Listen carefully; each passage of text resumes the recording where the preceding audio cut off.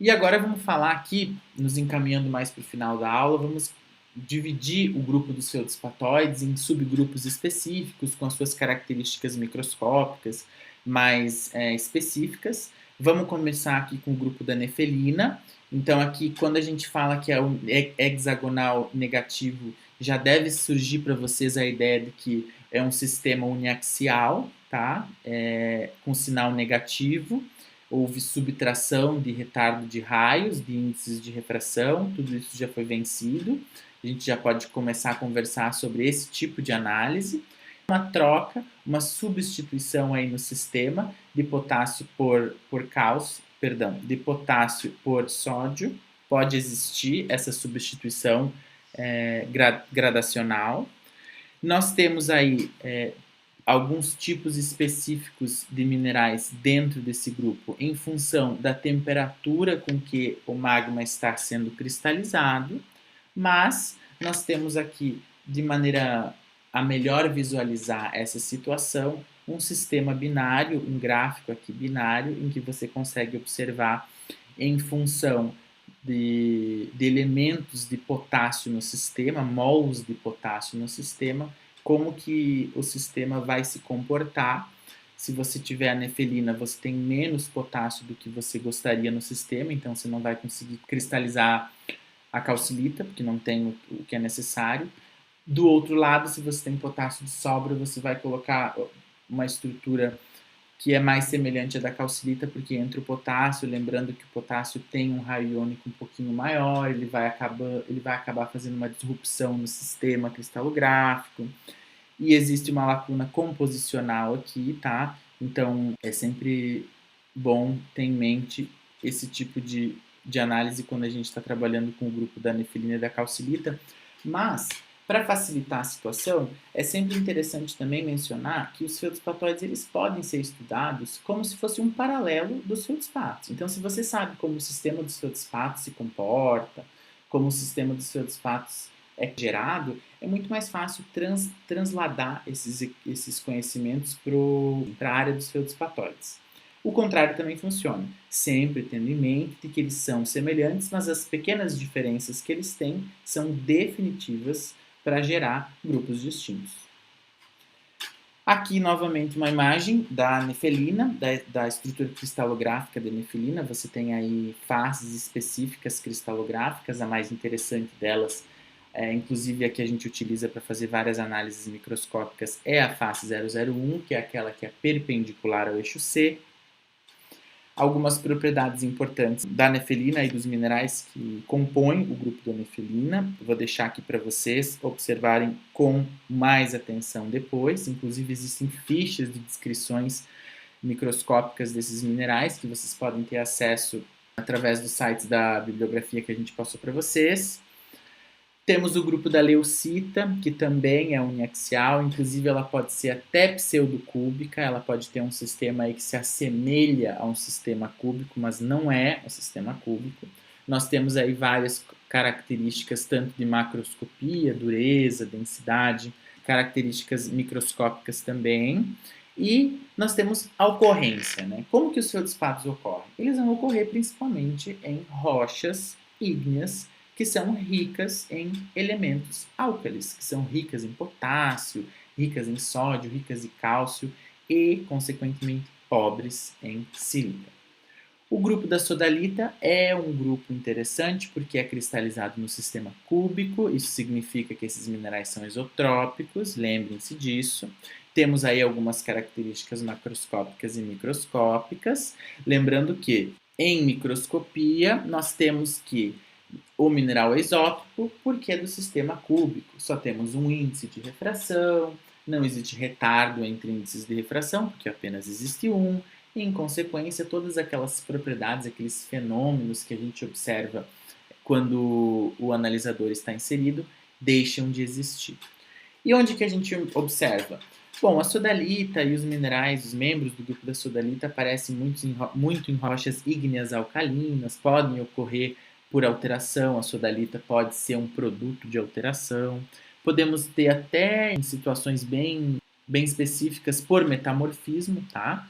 Então, aí a sodalita tem a sua ocorrência variada, o importante é a gente diferenciar ela de outros tipos de feldspatóides e, mais importante ainda, diferenciá-la dos feldspatos.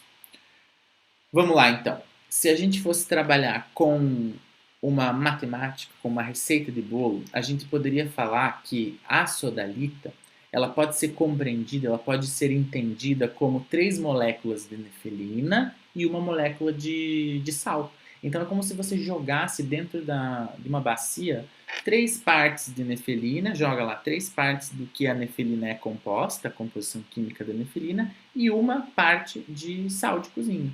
Então, isso vai gerar uma estrutura quimicamente, né, semelhante à da sodalita. Macroscopicamente, ela é interessante porque ela tem uma cor intensa, azul. Então, isso chama atenção, isso inclusive é utilizado para diferenciá-las de outros minerais. Porém, em lâmina, ela é incolor. Vamos ver agora a estrutura da sodalita? Então, agora que nós ativamos o link do slide, a gente consegue ver de maneira tridimensional a estrutura de uma sodalita. A gente tem algumas anotações que são importantes. Primeiro, a gente vai caminhar um pouco pelo sistema, só para a gente ter uma noção de como que os elementos se combinam. Então, vejam, por exemplo, nós temos o que é esse tetraedro. Esse tetraedro ele seria um tetraedro de silício, ó, que vai dividir os seus vértices, ou seja, os seus oxigênios, com outro tetraedro. O que é esse tetraedro? Ele é um tetraedro de alumínio. O alumínio está no centro desse tetraedro. E daí essa estrutura tridimensionalmente falando, ela vai gerar um arcabouço com carga. Vai gerar um arcabouço cristalográfico com carga negativa.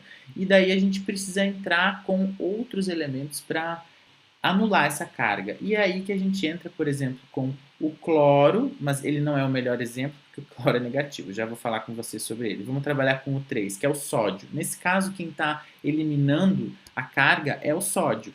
O cloro ele entra aqui por quê? Porque é aquilo que eu falei lá no início, são estruturas mais espaçadas, menos compactas, que permitem a entrada de ânions mais estranhos, menos comuns de se encontrar em minerais, como o cloro. Ele também vai deixar o sistema mais negativo, tá? Mas isso não nos preocupa tanto porque o sódio está aqui, ele vai lá, vai entrar nas estruturas, vai eliminar essa carga, até porque se não acontecesse isso, não teria sodalita. Então a gente tem a sodalita. Então vejam como dá para brincar com a estrutura, vejam como o arranjo tridimensional entre os tetraedros é mais aberto, é menos compacto do que se fosse um feldspato. E lembrando, vocês sempre podem brincar com esses modelos em casa à vontade.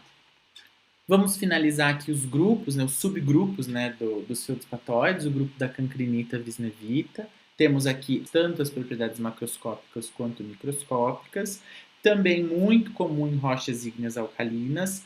Pode também, como a sodalita, ser produto de alteração de outros feldspatóides. Para finalizar, eu trago para vocês algumas imagens macroscópicas em um primeiro momento, né, da sodalita, por exemplo, que tem uma cor tradicionalmente azulada, cristais de nefelina, que tem variadas cores em macroscopia. Temos aqui outros tipos de minerais, a leucita, por exemplo. O lápis-lazuli é muito interessante. O Afeganistão ele é o produtor mundial de lápis-lazuli, tem pedras ornamentais muito bonitas que vêm de lá, mas não é propriamente dito um mineral. O lápis-lazuli é um conjunto de minerais.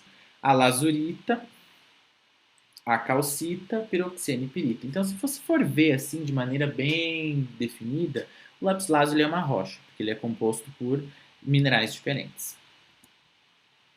Agora a gente começa a trabalhar em microscopia. Algumas imagens eu vou apresentar para vocês irem se familiarizando com as características em lâmina.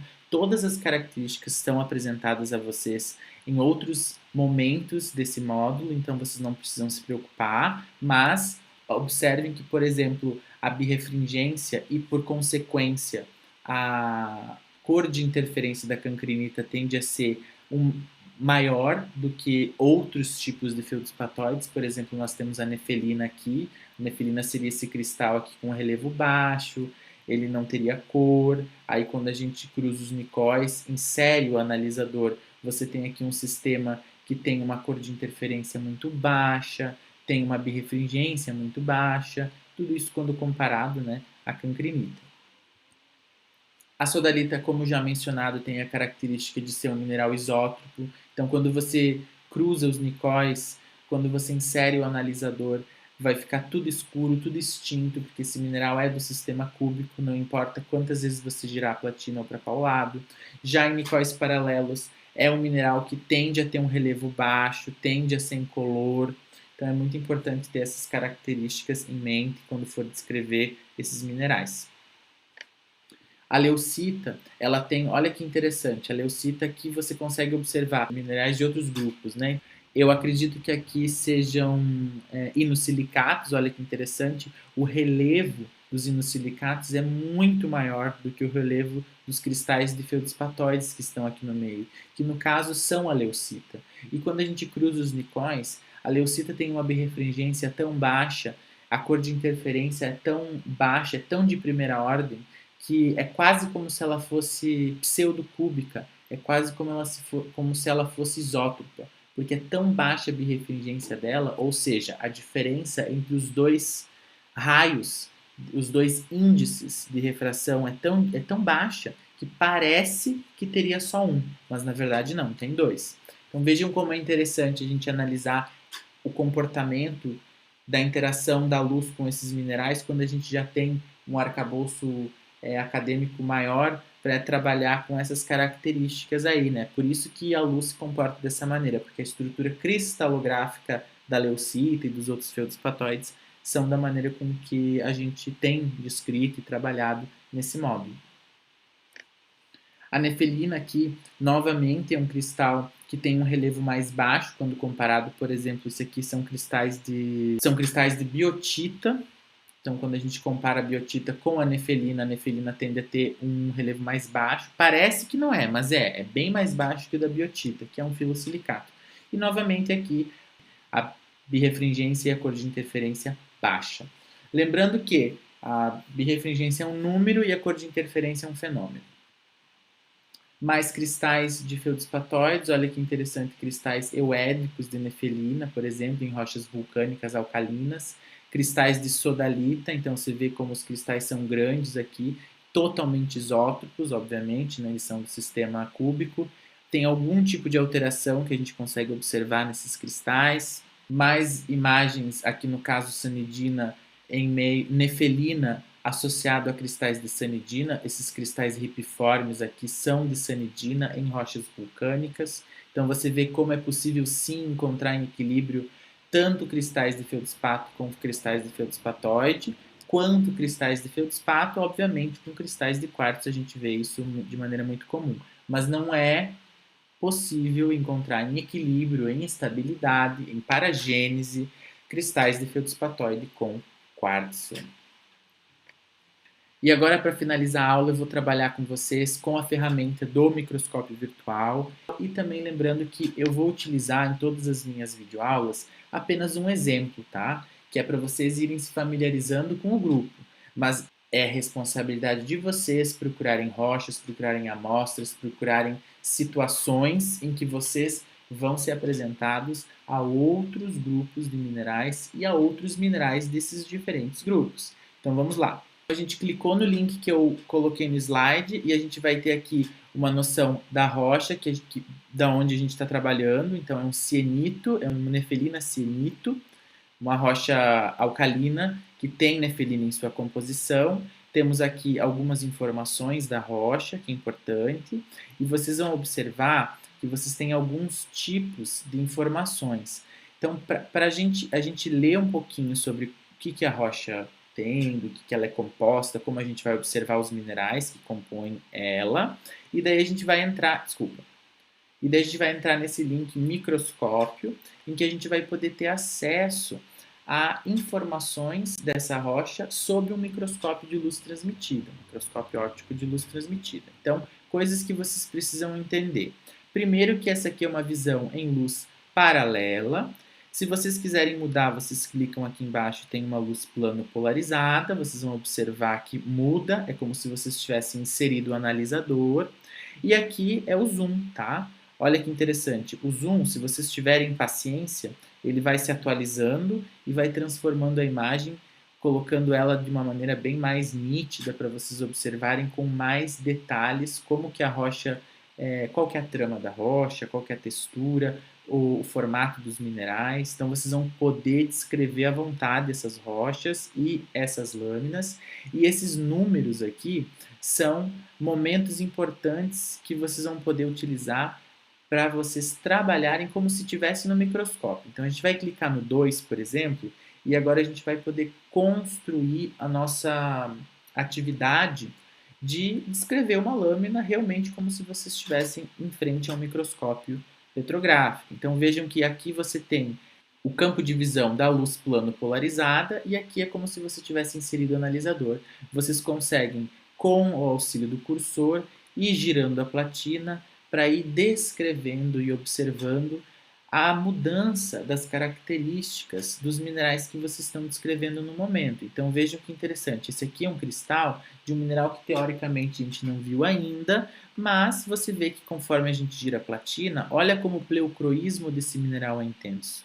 Mas tudo bem, vamos trabalhar com a nefelina, que é para isso que a gente veio aqui. A nefelina é esse cristal aqui que eu estou mostrando com o meu cursor na parte superior do campo de visão.